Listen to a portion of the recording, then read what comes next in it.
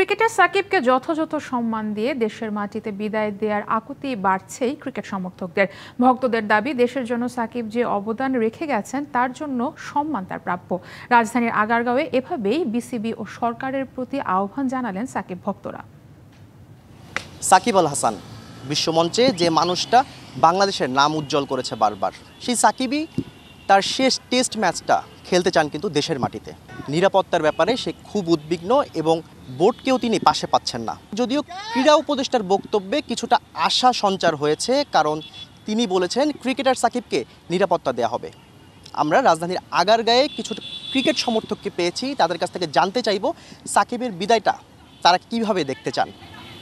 ভাইয়া, সাকিব যেহেতু অবসরের সিদ্ধান্ত নিয়েছেন এবং সে তার শেষ টেস্ট ম্যাচ খেলতে চায় হচ্ছে দেশের মাটিতে, তার বিদায়টা আপনি কিভাবে দেখতে চান? আপনার প্রতিক্রিয়াটা কি?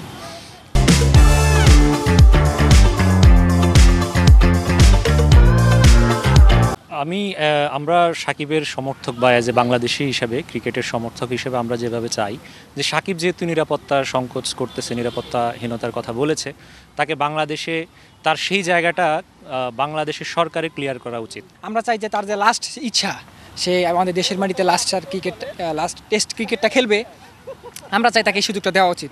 সে যেভাবেই হোক না কেন, সে পলিটিক্যাল ব্যাকগ্রাউন্ডের যেখানেই থাকুক না কেন, তাকে অ্যাজ এ ক্রিকেটার হিসেবে তাকে টেস্ট ম্যাচটা খেলতে দেওয়া উচিত। পলিটিক্সের দিক থেকে সে কেমন সেটা ওইখানে রাখুক, খেলার দিক থেকে সে কেমন সেটা তো আমরা সবাই জানি। তার কারণে আমাদের দেশটা অনেক উজ্জ্বল হয়েছে, অনেকবার আমাদের দেশকে তিনি বিশ্বের মানচিত্রের মাঝে পরিচয় করে দিয়েছে। অবশ্য বাঙালি হিসাবে এবং ক্রিকেট প্রেমিক হিসাবে আমরা চাই ওনাকে শেষ সুযোগটা দেওয়া হোক। বাংলাদেশের ইতিহাসে সাকিব আল হাসান, আমি মনে করব যে সে একজন লিজেন্ড, তো তার অবসরটা বাংলাদেশের মাটিতে হোক, এটাই আমার প্রত্যাশা, এটাই আমার সংক্ষিপ্ত বক্তব্য।